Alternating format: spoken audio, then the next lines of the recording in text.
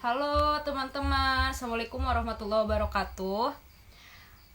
Kembali lagi bersama Instagram Live Pasar Modal Syariah. Kali ini kita akan membahas tentang reksadana syariah dan ini bentuknya Q&A gitu teman-teman. Jadi kalau teman-teman punya pertanyaan seputar dengan pasar modal syariah, silahkan teman-teman seputar pasar modal syariah, tapi khususnya terkait dengan reksadana syariah, teman-teman boleh banget ketik pertanyaan teman-teman di komen, nanti kita akan bahas bareng-bareng. Nah kebetulan malam ini kita akan ngobrol nih bersama narasumber kita di Q&A reksadana syariah ini bersama Mas Andri Wicaksono. Beliau adalah Kasubag Hubungan Kelembagaan dan Informasi Pasar Modal Syariah Otoritas Jasa Keuangan. Nah, jadi mumpung ada nih orang yang tahu banget ya gitu, mau ditanya-tanya silahkan. Kayaknya Mas Andri udah join nih. Kita undang aja ya. Mana nih Mas Andri? Oke.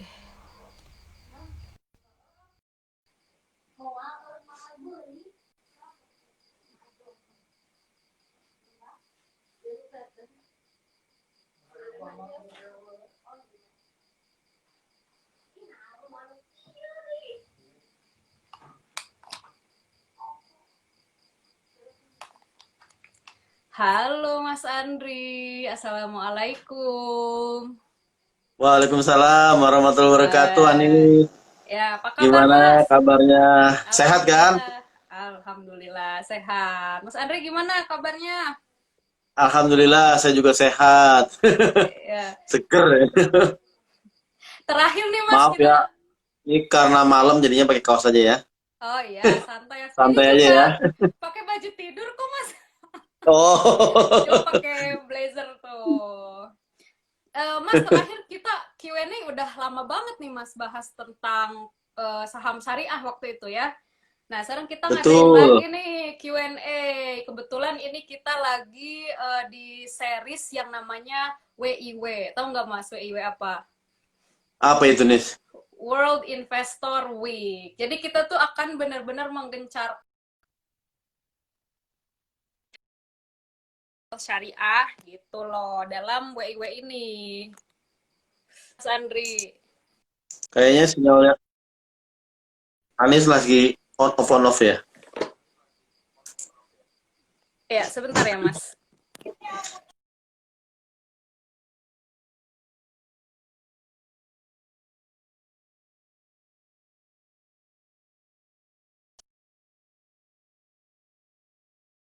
Halo, apakah saya sudah online lagi? Online. Ya. Ya Mas, Kayaknya lagi di lembur nih kayaknya nih. ya lagi di kampung halaman Mas, mohon maaf sinyalnya jadi agak ini. Tapi insya Allah lancar ya Mas. Semoga insya Bismillahirrahmanirrahim. Allah. Ya, ini pokoknya kita lagi di Sherry's World Investor Week, Mas. Jadi kita akan memberikan edukasi-edukasi terhadap investor pasar modal syariah Indonesia. Kebetulan event ini adanya di tanggal 5 sampai tanggal 11 Oktober. Jadi insya Allah pasar modal syariah nih 5 sampai 11 Oktober ada IG live terus, Mas. Jadi bagi teman-teman terus pantengin deh Instagram pasar modal syariah. Insya Allah bermanfaat kok. Setiap hari Setiap ini Mbak Anis. hari, Mas, setiap hari. Wih, Pantengin aja terus. Tapi mungkin akan agak bosen dengan muka-muka ini, nggak apa-apa. muka-muka miminnya gitu. Oke, bismillahirrahmanirrahim. Saya mulai aja ya, Mas ya, untuk Q&A pasar modal syariah di khususnya reksadana syariah. Judulnya tanya reksadana syariah yuk gitu. Nah, Mas Andri, setahu saya reksadana itu adalah wadah investasi yang dikelola oleh manajer investasi yang kemudian diinvestasikan ke instrumen investasi seperti saham dan sukuk. Nah, ini ada hal yang menarik nih Mas. Manajer investasi itu siapa sih? Terus kenapa reksadana syariah ini dibentuk kayak gitu? Pokoknya pertanyaan-pertanyaan seperti itu masih membuat saya kepo dan mungkin teman-teman juga kepo. Sebenarnya reksadana itu apa sih Mas Andri? Kita mulai dari situ aja kali ya. Maksudnya banyak banget DM yang tanya, makanya saya juga nggak kasih nama dari siapa karena itu rata-rata yang ditanya reksadana apa sih Kak kayak gitu. Apa tuh Mas Ya, reksadana? Ya, memang nih produk sebenarnya sih tidak baru-baru banget sebenarnya. Sebenarnya sudah cukup lama produknya, tapi memang mungkin belum banyak dikenal. Karena memang banyaknya mungkin pembahasan di pasar modal tuh mayoritas larinya ke saham, kemudian larinya ke obligasi, kemudian ke sukuk dan sebagainya. Nah, yang memang reksadana itu memang memang dibuat khusus Mbak Anis. Memang nih sebenarnya unik reksadana nih, memang dibuat khusus buat investor pemula. Hmm. Nah, kenapa sih sebenarnya reksadana ini kok bisa untuk investor pemula kan gitu pertanyaannya ya. Karena memang dalam berinvestasi di reksadana tadi itu investornya yang kita misalnya kita beli ini kita tuh sifatnya pasif. Hmm. Kita cuma ikut aja dan memang sudah ada pihak-pihak yang memang mendapatkan izin dari OJK untuk menentukan portofolio mana yang mau dibeli. Hmm. Gitu. Jadi sebenarnya ibaratnya kayak inilah Mbak Anis. Anis sih orang dari Cianjur kan ya. Ciamis, Mas. Oh Ciamis, mohon maaf lupa saya. Nah, Ciamis kan dulu kan dari Jakarta ya, misalnya kerja di Jakarta, kemudian ke Ciamis. Kan biasanya kalau orang-orang kita ini kan dari Jakarta menuju Ciamis, naiknya adalah naik bis, kan begitu ya. Betul, betul, betul. Nah, kalau misalnya datang kita ke Pulau Gadung gitu, kita tuh bakal melihat bis-bis bermacam-macam, ada yang bagus, ada yang jelek, ada yang double decker, kan begitu ya. Dengan tujuan yang berbeda-beda. Ada yang ke Semarang, ada yang ke Ciamis, ada yang mungkin dari Jakarta dekat ke Bekasi kan begitu ya. Ada juga yang mungkin jauh ke Surabaya, ke Bali, ke Sumatera dan sebagainya. Nah, ibaratnya yang namanya reksadana syariah ini seperti naik bis tuh Mbak Anis. Jadi Hmm. kita sebagai penumpang kita pengen tahu saya ini sebagai investor saya mau kemana ya? Oh, saya maunya jangka pendek nih. Kemana? Ke Bekasi aja deh kan gitu. Berarti saya akan naik ke bis yang ke Bekasi. Begitu. Saya juga, oh saya ini orang Medan mas. Saya mau mudik nih. Gitu. Ngomong-ngomong sinyalnya jelek ya Mbak Anis. Ini Bagus sih, karena Mas. beberapa, oh tolong teman-teman kalau sinyalnya jelek di info ya biar kita bisa perbaikin. Oh, sinyalnya siapa ya yang lemot? Ya nggak apa-apa, saya lanjut lagi. Misal Lanjut, ada Mas. orang yang pengennya jalan-jalannya ke Medan. Ya. Saya naik bis biasa Medan. Nah itulah yang namanya reksadana tuh itu. Naik suatu bis yang memang kita mau tuju ke sana. Kita begitu Oh. naik bis, yang kita lakukan apa? Sebagai penumpang, ya duduk. Gitu kan? Duduk, kemudian kita ngikutin tuh supirnya. Karena dalam bis kan ada supir ya Mbak ya. Nah, supirnya itulah ibaratnya kalau dalam investasi di reksadana namanya manajer investasi. Gitu. Oke. Itulah supirnya tadi, manajer investasi. Dia yang nentuin kapan belok kanan, kapan belok kiri, kapan kenceng gasnya, kapan gasnya diremin, dan sebagainya. Begitu, itulah Oh. ibaratnya manajer investasi adalah supirnya. Kita apa? Kita duduk manis. Kita ngikutin aja. Kan gitu tuh. Hmm. Nah, kemudian biasanya kalau zaman dulu, begitu kita duduk di bis, kemudian kita didatengin sama kernet ya, Nis ya. Iya. Kernet kan, zaman dulu namanya kernet kan ya. Iya. Saya ingat banget tuh, setiap itu datangin kernet, tak, tak, tak, tak. Bayar pak, bayar. Oh iya, saya bayar. Kalau yang jarak jauh biasanya pakai karcis, kalau yang jarak dekat biasanya bayar langsung kan begitu ya. Nah, kernetnya itulah, kalau dalam dunia investasi reksadana, itulah disebut namanya bank kustodian. Hmm. Jadi kita nggak bayar ke supir. Kenapa? Karena supirnya tugasnya adalah nyetir. Kalau supir Hmm. tugasnya nyetir kemudian dikasih duit banyak, dia suka galau kan begitu. Tadinya mau lu harus ke Medan malah makan dulu lah, santai-santai dulu lah dan sebagainya. Nah, itu jadinya moral hazard tuh kan gitu ya. Ya. Makanya duitnya dipegang sama apa? Sama kernet. Nah, yang disebut kalau dalam dunia investasi di reksadana itu namanya adalah itu bank kustodian, dipegang oleh bank. Siapa ini bank kernetnya ini? Adalah bank-bank besar yang ada di Indonesia. Gitu. Hmm. Dia mendapatkan izin dari OJK sebagai bank kustodian. Apa dampaknya? Kan begitu. Misalnya nih, kalau kita misalnya naik reksadana tadi, kemudian MI-nya bandel misalnya, supirnya bandel, sama si kernet dibilangin, hey, kamu nggak boleh melakukan itu. Ini nggak sesuai dengan kesepakatan kita. Kita mau ke Medan nih, jangan jangan mampir-mampir ke pinggir-pinggir kan begitu. Nah, itulah semua itu diikat dalam suatu kontrak namanya kontrak investasi kolektif. Namanya KIK. Gitu. Hmm.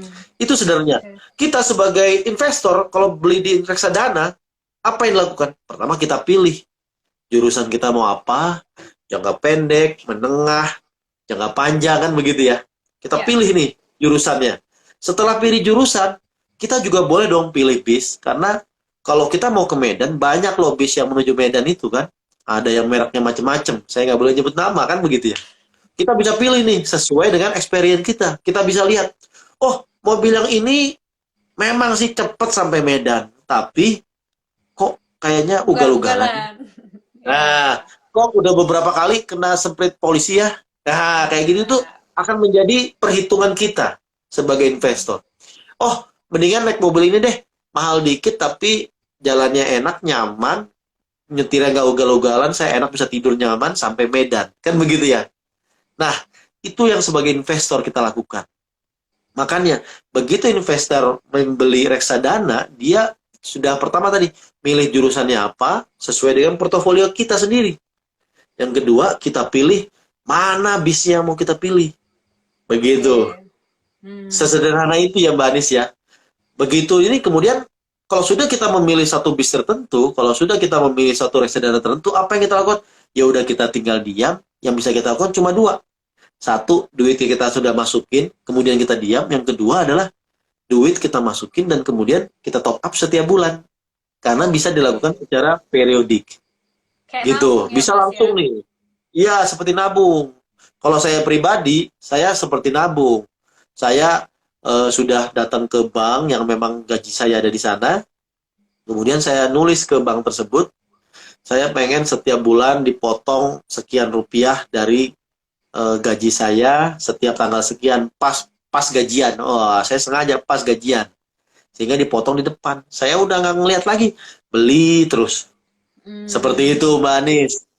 Nanti kita lihat nih, begitu saya sudah jalan, misalnya saya udah jalan nih sampai tengah jalan nih, ternyata bis yang saya tadi pilih enak kan? Ternyata dilihat tuh ada bis-bis samping-sampingnya lagi yang menuju ke Medan juga. Dilihat tuh, bis yang sampingnya ini lebih bagus nih. Atau malah bis saya tadinya enak kok udah mulai ugal-ugalan ya, udah mulai kena semprit sama polisi ya. Kayaknya udah nggak nyaman saya di sini. Ya udah kalau nggak nyaman sebagai penumpang apa yang dilakukan? Tinggal turun, ya kan? Kita tinggal jual, redeem. Nah kalau namanya reksadana kita redeem, kemudian kita ganti bis yang lain menuju Medan juga.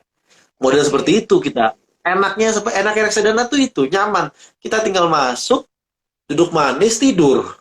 Kemudian bisa kita nunggu, bisa juga kita top up terus-terusan setiap bulan sesuai dengan tujuan kita. Kalau kemudian performanya kurang oke, kita tinggal pindah ke yang lain, kan gitu. Sesederhana itu sebenarnya reksadana syariah. Jadi memang reksadana syariah memang itu didesain sama regulator, sama OJK, membuat investasi yang memang nyaman sebenarnya. Oke. Gitu. Kalau tadi Mas Andri menganalogikan reksadana itu kayak bis gitu ya. Kalau tadi aku nyebutnya wadah, Mas, kayak wadah. Tapi kalau Mas Andri penjelasannya nih, wah mudah dicerna banget kayak bis gitu. Terus tadi yang aku garis bawahi, Mas, ternyata di dalam reksadana itu bukan hanya ada MI aja nih yang terlibat. Tadi ada bank kustodian juga tuh. Jadi kalau MI mungkin tugasnya itu adalah untuk mengelola portofolio investasinya. Kalau bank kustodian itu mengelola asetnya. Seperti itu bukan ya, Mas? Bukan, sedikit beda dikit. Nah, kalau asumsi tadi kan pertama saya asumsinya pakai bis ya, Mbak ya. Nah, untuk pengelolaan ini sebenarnya asumsi yang paling pas adalah pakai restoran. Apalagi? Nah, saya sukanya pakai restoran nih. Contoh, saya ini kalau di Jakarta itu kalau Mbak Anis ingat ada suatu makanan nasi goreng yang luar biasa enak tuh di Jalan Kebon Siri apa Kebon Kacang, Kebon Siri kayaknya. Itu antri luar biasa. Ya, betul. Pertanyaan saya sebenarnya, kan banyak nih nasi goreng kambing di Jakarta ya. Banyak kan nasi goreng kambing di Jakarta tuh banyak sekali nasi goreng. Tapi kenapa ya di situ yang yang paling rame dan paling laku oleh masyarakat ya. Ya. Kenapa tuh, Karena Mas? karena tukang masaknya bagus. Dia pinter nih ngolah antara Ya. nasi, daging kambing, rempah-rempah, diolah sama dia sedemikian rupa sehingga menjadi nasi goreng paling enak se-Indonesia. Kan begitu tuh, se-Jakarta lah minimal, kan begitu. Nah, kita pilihlah yang seperti itu. Ibaratnya, tadi dia yang namanya reksadana memang isinya apa tadi? Wadah tempat berinvestasi yang terdiri dari banyak macam-macam. Gitu Ya. kan? Dia masukin tuh. Masukin dalam panci dia itu adalah saham, saham tertentu, saham blue chip misalnya. Campur lagi saham yang ya second liner sedikit lah. Kemudian tambah lagi ada depositonya sehingga diracik sama dia itu jadinya enak dan mantap. Nah, itu Oh, dia. oke. Nah, setelah diracik enak dan mantap itu yang kita pilih. Begitu. Hmm. Makanya kita memang harus pinter memilih manajer investasi yang memang pinter masak. Nah, kalau tadi kan pinter Hmm. nyetir ya sama, ini juga pinter masak. Pintar Sehingga dia bisa meracik kelola. gitu ya. Iya. Iya, karena memang yang namanya reksadana itu isinya kan macam-macam, ada saham, ada sukuk, ada deposito, macam-macam. Dan memang khasnya dari reksadana itu adalah manajer investasinya harus bisa meracik tadi tuh. Hmm. Nah, gitu. Nah, sekarang kalau yang namanya bank kustodian, tugasnya apa, Mbak Anis? Tugasnya bank kustodian itu adalah menjaga aset dari masyarakat agar tetap aman. Gitu. Tadi misalnya tukang masaknya Oh. macam-macam nih tukang masaknya nih. Udah deh, tadinya satu mangkok besar, kemudian saya ambil satu piring buat saya sendiri. Nah, itulah yang namanya fungsinya bank kustodian. Nggak boleh kamu ngambil, itu nggak amanah. Itu punyanya masyarakat, nggak boleh kamu ngambil. Gitu. Oke. Jatahnya mereka, jatahnya manajer investasi dan bank kustodian itu apa? Dapat fee. Jadi yang namanya reksadana kalau dalam syariah itu akadnya adalah wakalah bil ujroh. Jadi tadi saya sebagai investor memberikan kepercayaan kepada manajer investasi dan bank kustodian untuk mengolah dana saya agar bisa berkembang. Dengan Hmm. itu saya kasih sedikit fee untuk mereka bank kustodian dan manajer investasinya. Kayak gitu Mbak Oke. Anis. Jadi tadi bank Oke. kustodian yang jagain, bank kustodian yang jagain tuh dia. Oh, yang jagain Seperti ya. ya Oke. jagain. Tadi saya mendengar kata-kata yang sedikit asing juga nih, Mas. Wakalah bil ujroh. Apa itu, Mas? Aduh iya. Ya bahasa bahasa sederhananya itu kan bahasa syariahnya ya. Ya. Wakalah itu kalau bahasa kita adalah memberikan kuasa. Hmm. Saya memberikan kuasa kepada Anis untuk mengelola uang saya misalnya nih. Misalnya ini saya punya toko nih. Ya. Oke, saya memberi kuasa kepada Anis untuk apa? Untuk jagain toko saya. Kan gitu ya. Ini seperti biasa nih. Sama untuk jagain toko saya. Nanti kalau ada yang beli, tinggal ditawarkan, dijual dan sebagainya. Nah, karena Anis sudah membantu saya mengelola toko saya, Anis saya kasih ujroh. Saya kasih ujroh itu apa namanya? Fee. Kasih Oke. persenan lah, gitulah. Kasih upah lah. Nah, ini sama kalau dalam reksadana juga begitu. Adalah wakalah bil ujroh. Jadi para investor memberikan kuasa kepada manajer investasi dan bank kustodian untuk mengolah dana kita biar mendapatkan hasil yang baik. Kan Ya. gitu. Nah, untuk itu manajer investasi dan bank kustodian diberikan fee, diberikan upah dari Hmm. pengelolaan dana tersebut. Model-model kayak gitu, Mbak. Oh, jadi wakalah bil ujroh itu adalah akadnya ya, Mas ya? Akadnya dalam reksadana itu wakalah bil ujro. Ya, Mewakilkan dengan memberikan upah atau fee. Kayak gitu, ya. teman-teman. Itu tuh, jadi kalau teman-teman kita masih ada yang ragu, reksadana ini sebenarnya syariah atau enggak sih? Kayak gitu. Berarti gimana nih, Mas, ngejawabnya? Memang sudah syariah ya, Mas ya? Kalau macam-macam, kalau secara konsep sebenarnya Ya. syariah sebenarnya karena konsepnya sama nih, memberikan kuasa dari investor kepada manajer investasi dan bank kustodian untuk ngolah. Tapi ya bedanya ada dua lah minimal. Yang pertama, kalau reksadana konvensional yang dikelola tadi Mbak Anis, itu Ya. semua jenis efek Mbak Anis. Ada yang efek syariah, ada yang efek konvensional, diolah semua dimasukin ke wajan tuh. Hmm. Campur-campur tuh. Ada yang saham dari perusahaan yang non halal bisa jadi dicampur sama dia itu kan begitu tuh. Nah, kalau dalam reksadana syariah nggak boleh. Hmm. Nggak boleh nyampur. Jadi, kalaupun saham yang memang saham syariah ada dalam daftar efek syariah. Kalaupun dia surat utang atau sukuk, dia harus yang syariah, yang sukuk kan begitu. Jadi saham pun begitu. Deposito juga deposito yang syariah yang bisa dimasukin. Nah, itulah portofolionya memang terjaga. Memang itu portofolio syariah semua. Gitu Mbak Anis. Nah, yang kedua bedanya adalah kalau dalam reksadana syariah ada pengawasannya. Kalau syariah harus diawasin ya. Kita Oh, juga oke. sebagai makhluk Tuhan kan selalu diawasin, ada malaikatnya kan begitu ya. Nah, Ya. nah kalau di reksadana juga ada pengawasan namanya Dewan Pengawas Syariah. Itu Hmm. yang kontrol tuh, dia lihat tuh udah bener belum sih pengelolaannya atau belum benar dan sebagainya. Dia ngasihkan masukan-masukan kepada manajemen untuk mengelola dengan syariah. Kayak gitu Mbak Anis. Memang ada beberapa kriteria perbedaan yang lain memang. Tapi yang sederhana itu dulu aja.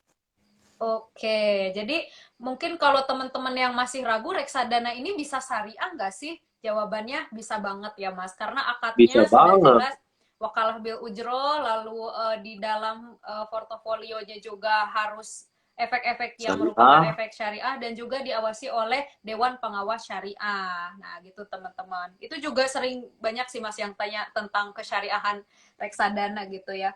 Terus selanjutnya lanjut ke pertanyaan kedua nih Mas. Tapi sebenarnya kayak tadi sudah terjawab sih. Oh, Kenapa kenapa produk reksadana ini diciptakan ya? Tadi jawabannya untuk memudahkan investor pemula. Salah satunya gitu ya Mas ya.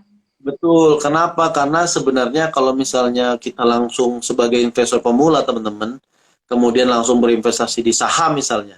Nah, ibaratnya kalau investasi saham itu adalah teman-teman menjadi supir untuk mobil teman-teman sendiri. Misalnya mau mudik ke Hmm. Medan tadi tuh. Kalau investasi saham itu teman-teman yang nyetir sendiri. Yang mau belok kanan teman-teman, belok kiri teman-teman, juga mau berhenti teman-teman, mau kenceng teman-teman, termasuk kalau kitanya apa namanya teledor bisa nyungsep juga ke teman-teman sendiri. Nah, Ya. itu dia tuh. Kalau tadi belum bisa nyetir, belum bisa mengelola emosi, karena memang namanya market di pasar modal kan kadang turun, kadang naik tuh kan begitu ya, seperti ombak saja tuh kan. Nah, Ya. itu perlu ada orang yang memang sudah memiliki pengalaman. Dan kalau kita kemudian langsung terjun ke sana, bisa jadi kalau nggak cukup ilmunya, bisa ketabrak kan gitu. Memang dibuat untuk mereka yang masih pemula memang. Ya itu dia. Jadi kalau tadi misalkan saya investasi saham, saya investasi ya buat diri saya sendiri, pakai cara saya sendiri gitu ya Mas ya. Saya bertanggung jawab sendiri. Tapi kalau saya investasi di reksadana, saya ikutan sama orang lain kayak gitu. Dalam hal ini manajer investasi. Nah, terus eh, kan ada saham aja ya Mas, ada saham syariah, saham aja, ada reksadana saham gitu, ada reksadana saham syariah. Itu kan berarti bedanya kalau saya investasi di saham aja, saya investasi saya pakai cara saya sendiri. Kalau saya investasi di reksadana saham syariah, saya investasi ikut caranya manajer investasi. Nah, emang jenis reksadana tuh ada berapa sih Mas? Kan ada reksadana saham, ada reksadana pasar uang. Kok kayaknya banyak banget gitu Mas? Itu juga sering ditanyain. Emang reksadana itu gimana sih? Emang ada jenisnya ya? Gimana tuh Mas? Iya, jenisnya bermacam-macam, Mbak Anis. Contoh tadi, Oke. kalau naik bis kan jurusannya macam-macam. Nah, untuk yang misalnya dari Jakarta mau ke Aceh, Ya. atau mungkin ada nggak ya dari Jakarta bis menuju Papua? Saya belum tahu. Kalaupun ada misalnya, kita asumsikan itu jangka panjang kan begitu ya. Ya.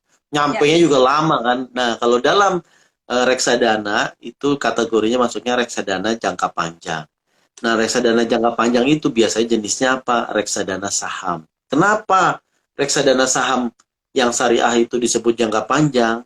Karena dalam memang 10 tahun terakhir, yang namanya saham tuh memberikan return yang luar biasa. Return saham tuh tinggi, Mbak. Ya. Tapi memang dalam beberapa saat, memang dia turun juga lumayan dalam gitu. Sehingga memang profitnya tinggi, tapi punya punya potensial loss juga cukup gede. Oleh karena Oke. itu, kita harus bisa milih mana saham-saham yang baik-baik. Dan itu masuk kategorinya adalah reksadana saham. Itu kalau dalam ngomongin peraturan, ada aturannya. Berarti dalam satu reksadana tadi, dalam satu wajan tadi, kalau jangka panjang ya Mbak Anis, Ya. minimal 80% isinya adalah saham-saham. Hmm. 20%-nya lagi isinya apa? Bisa deposito, pasar uang, dan sebagainya. Gitu. Nah, karena saham-saham tadi isinya, dan memang saham memberikan return yang tinggi, dan juga risiko juga lumayan tinggi, masuk kategorinya adalah reksadana jangka panjang. Buat apa tujuannya itu? Biar kita tahu. Kita harus tahu bahwa kalau teman-teman mau berinvestasi di reksadana jangka panjang, jangan kepikiran 1 tahun, 2 tahun, 3 tahun lagi kembali. Kita punya pikirannya, oh, saya beli reksadana saham, dan tujuannya apa? Buat anak saya nanti kuliah, misalnya gitu. Buat 10 tahun lagi, itu lebih nyaman kan. Kita modelnya cicil misalnya. Kalau saya kan cicil tuh Mbak. Saya terus terang, reksadana saya dua yang punya satu saham, satunya pasar uang. Dan itu cicil setiap bulan. Jadi saya tahu untuk apa yang saham, untuk jangka panjang buat nanti. Kalau sekarang nih, misalnya sekarang nih, COVID ini lagi saham pada turun-turun semua. Buat saya malah seneng karena harganya jadi murah. Saya belinya murah kan begitu. Berarti lebih Nah, banyak ya Mas itu ya reksadana. dapatnya. Iya, dengan uang yang sama dapatnya mungkin lebih banyak kan begitu. Dapat unitnya lebih banyak. Kalau saya seneng, kenapa? Karena saya nggak butuh uang hari ini. Beda kepikiran kalau wah saya butuh uang hari ini, saya mau jual harganya lagi turun kan pusing. Namanya kalau dalam dalam OLX itu namanya jual BU, gitu ya. Butuh uang kan gitu. Harganya pasti cenderung turun kan begitu. Nah itu yang pertama reksadana saham syariah. Yang kedua adalah reksadana campuran, itu campur-campur ya. Yang ketiga adalah reksadana pendapatan tetap. Itu jurusannya Mbak Anis, Ya. jurusannya nggak jauh-jauh. Misalnya dari Jakarta ke ya ya Semarang lah kan gitu ya. Nggak jauh-jauh. Gitu. Tapi memang nggak terlalu deket-deket banget, nggak jauh-jauh. Itu cenderung lebih apa? Nyampainya lebih cepat, waktunya bangsa 5 tahun. Gitu. Kemudian resikonya juga lebih rendah. Karena apa? Karena dalam sesuai aturan, wajannya tadi itu diisi 80% minimal adalah sukuk. Sukuk pemerintah, Oke. sukuk korporasi, yang mana sukuk ini memberikan risiko yang sebenarnya minim sebenarnya, nggak gede-gede banget nih. Tapi memang returnnya ya lumayan lah, kan begitu. Gitu, itu jangka pendek, jangka menengah ya. Ya. Jangka menengah ada campuran, ada pendapatan tetap. Nah, kalau yang jangka pendek, adanya apa? Ada namanya reksadana pasar uang. Reksadana pasar uang misalnya dari Jakarta menuju Bandung, kan deket-deket tuh, Oh, deket-deket yang aja, pendek kan ya. gitu kan? Ya. Pendek, kita nyampe juga cepet. Misalnya butuhnya tahun depan saya mau berlibur nih gara-gara COVID udah nggak liburan terus nih. Ya pakai reksadana pasar uang, cocok tuh, kan Oke. begitu tuh. Ya, Saya udah ya. punya, karena banyak nih teman-teman saya udah niat Mbak Anis. Wah, kalau gua ada COVID, gua mau jalan-jalan, udah capek di rumah kan begitu. Nah, Ya. daripada cuma ngedumel jalan-jalan, mendingan kita planning. Dengan cara apa? Ya kita beli di pasar uang. Gitu, kita beli di Hmm. pasar uang, returnnya juga ya lumayan lah returnnya, tapi risikonya cukup rendah. Gitu. Nanti tahun depan kita butuh tinggal dijual. Harganya sih selalu masih naik-naik terus.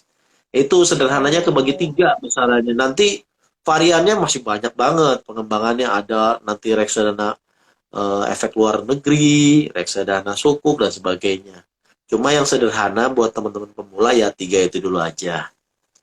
Oke, jadi untuk berinvestasi reksadana syariah, teman-teman juga harus tahu tujuannya dulu ya, Mas. Jangan, ah, gue maunya beli saham, tapi karena gue nggak bisa, udah investasi reksadana saham aja. Terus tiba-tiba dia beli tanpa mengetahui tujuan dia berinvestasi itu apa gitu ya, Mas.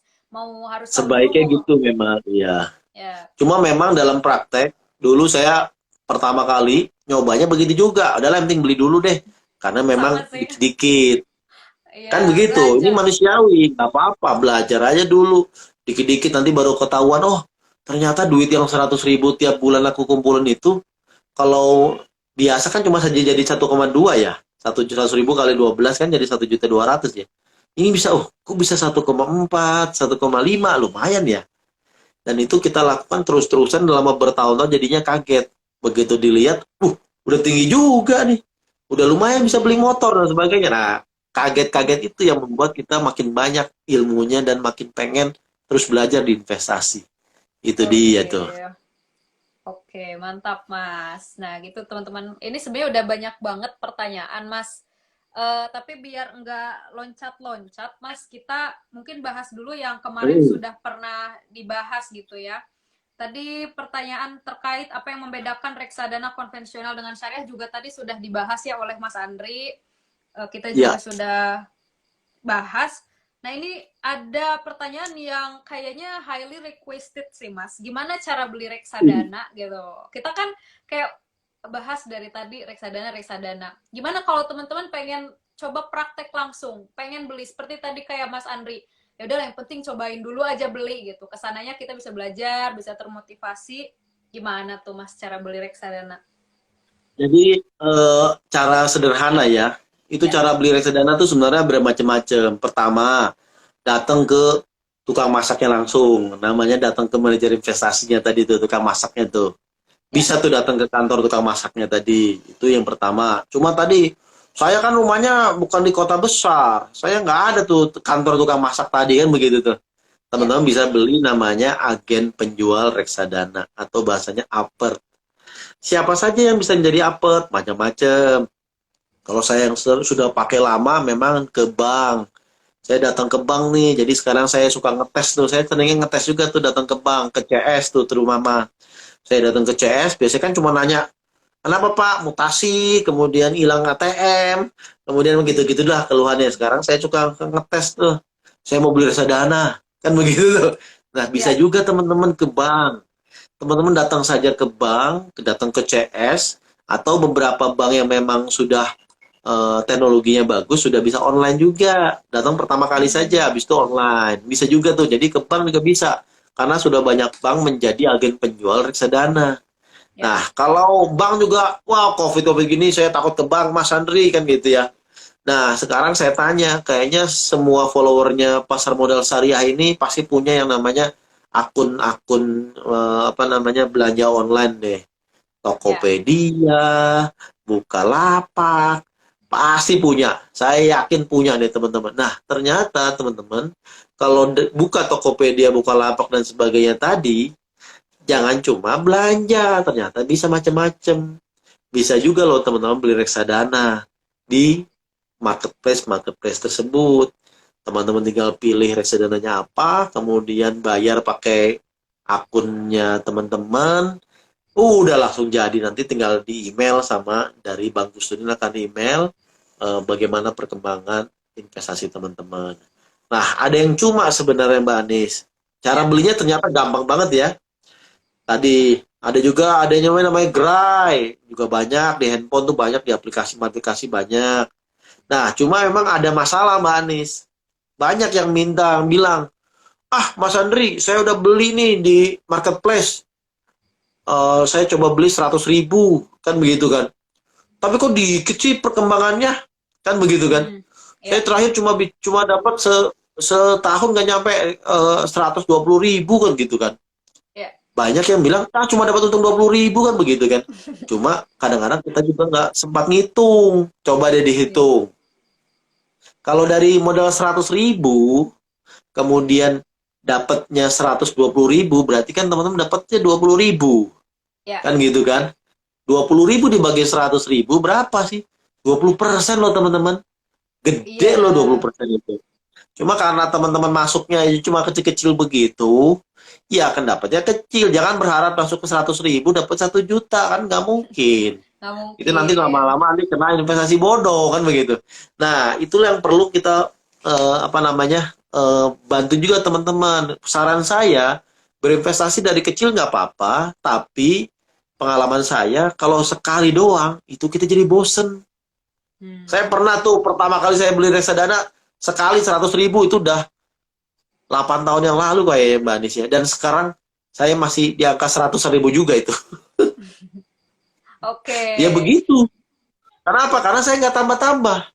Beda sama reksadana yang lain. Karena saya tadi auto debit, saya tambah seperti menabung aja biasa. Nggak kerasa itu luar biasa. Kenapa? Karena kalau hanya 20.000, 20% hanya 20.000 ya. Tapi kalau dari 1 juta, 200.000 loh teman-teman. Kalau dari 10 Ya. juta, 2 juta loh teman-teman, 20% itu.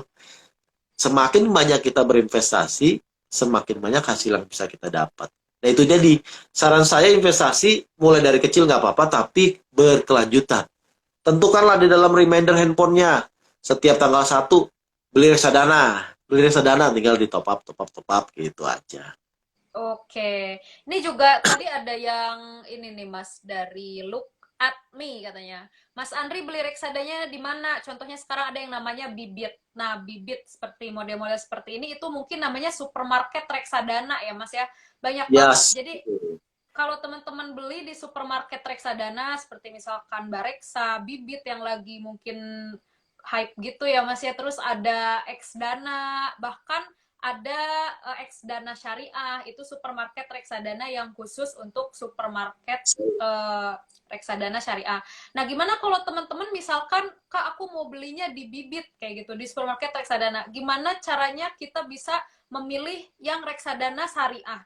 Gimana tuh, Mas? Kan itu biasanya kalau supermarket reksadana banyak tuh pilihan kayak Banyak, supermarket kan. betul. Ya, Tapi kita bisa gampang ambil. sebenarnya.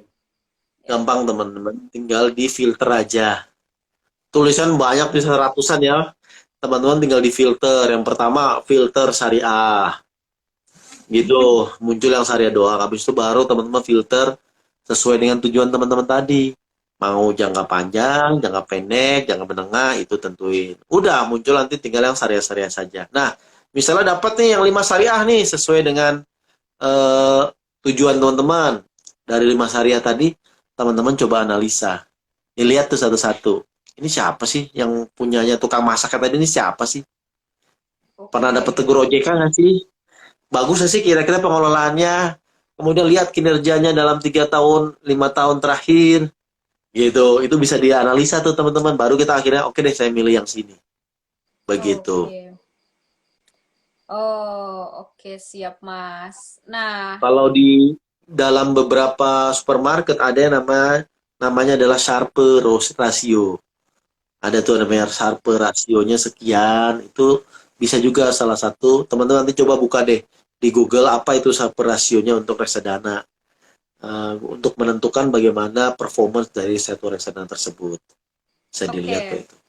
Ini nyambung nih Mas ke pertanyaannya Kudziah 08. Apa yang Silakan. mempengaruhi meningkat dan menurunnya reksadana syariah? Apa tuh Mas?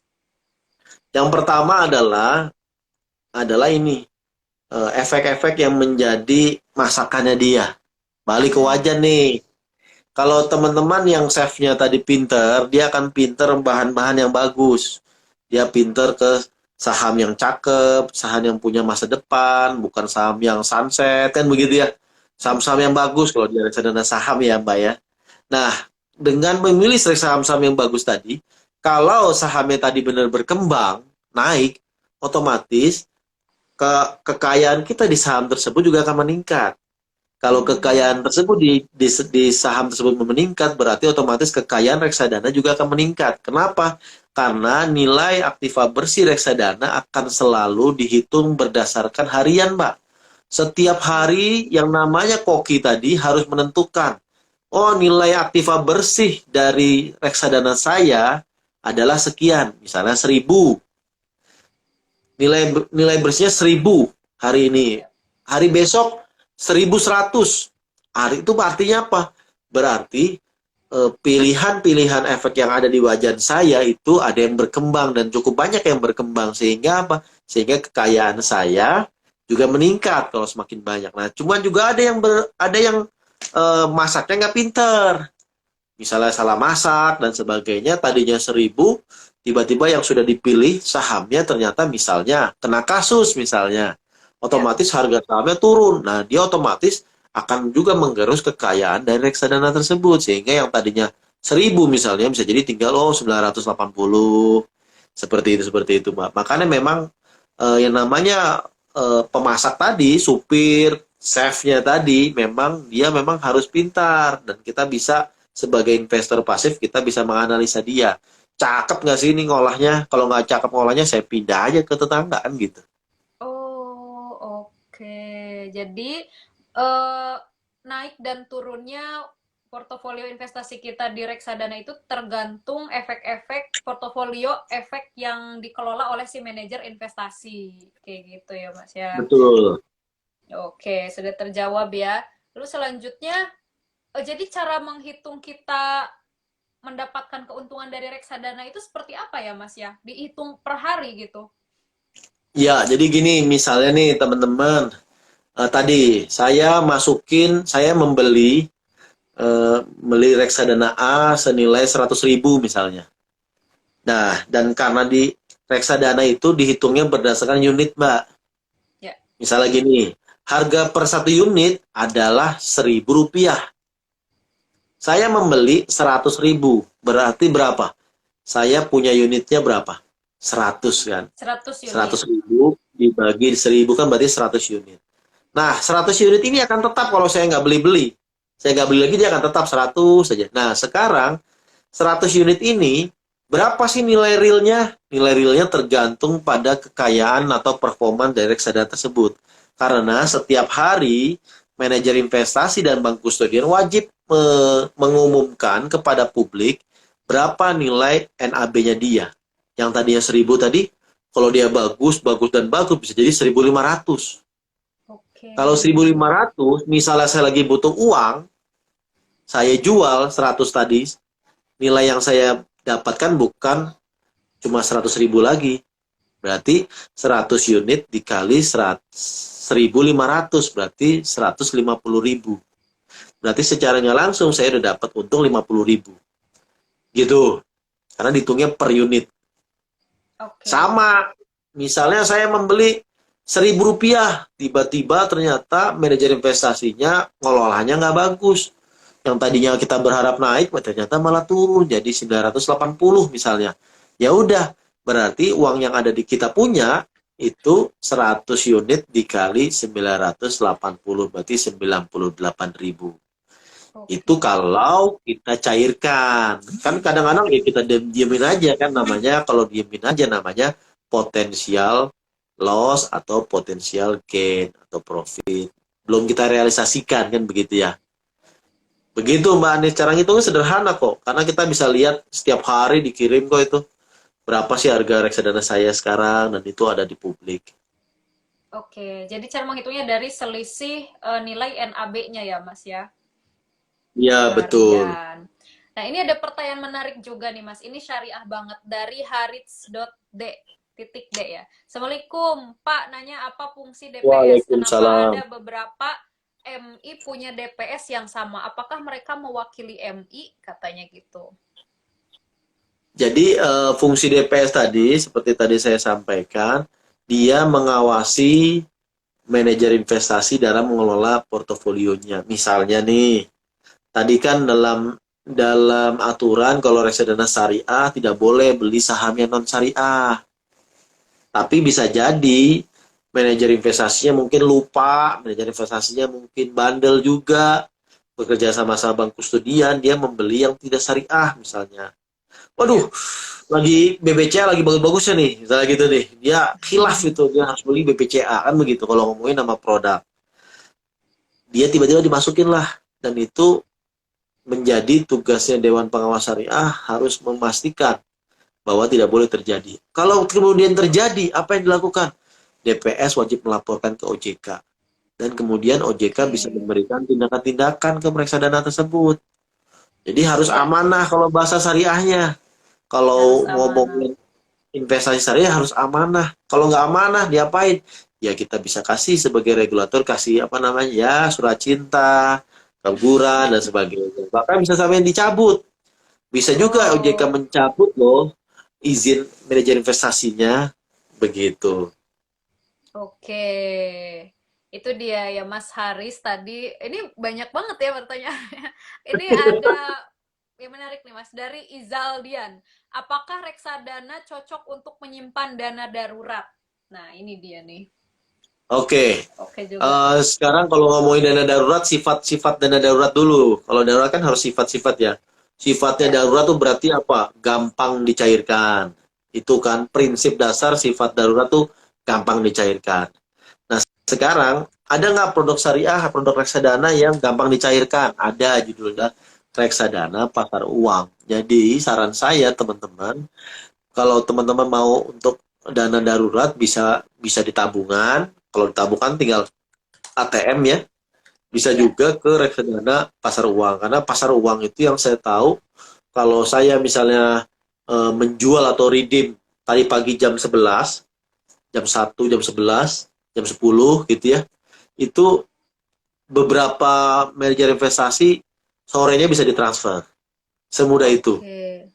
Walaupun aturannya 3 hari, tapi beberapa sekarang cuma 1 hari jaraknya. Jadi ya kalau 1 hari masih cincai lah kan begitu ya.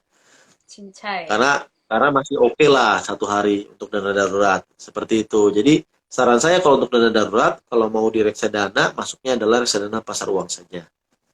Begitu Mbak Anis. Oke. Begitu ya, Mas Izaldian tadi. Kita masih punya 10 menit sih, Mas. Apa mau lanjut dulu atau satu lagi deh, Mas nih. Satu lagi aja nih. In Silakan. dari Inpri, di masa pandemi ini sebaiknya pilih reksadana jenis apa untuk jangka menengah, campuran atau pendapatan tetap? Oh, maksudnya aku ulang ya. Di masa pandemi ini sebaiknya pilih reksadana jenis apa untuk jangka menengah, campuran atau pendapatan tetap?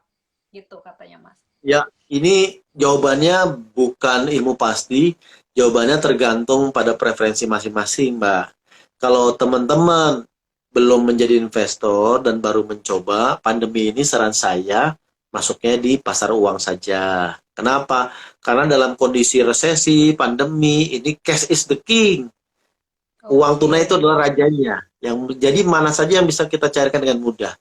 Itu saran saya. Tapi kalau teman-teman yang sudah mungkin apa namanya knowledge-nya lebih tinggi, lebih advance, itu jangan-jangan sebenarnya kondisi pandemi ini sebenarnya adalah opportunity yang mungkin nggak akan kita bisa dapetin lagi untuk mendapatkan barang bagus dengan harga murah. Ya. Begitu.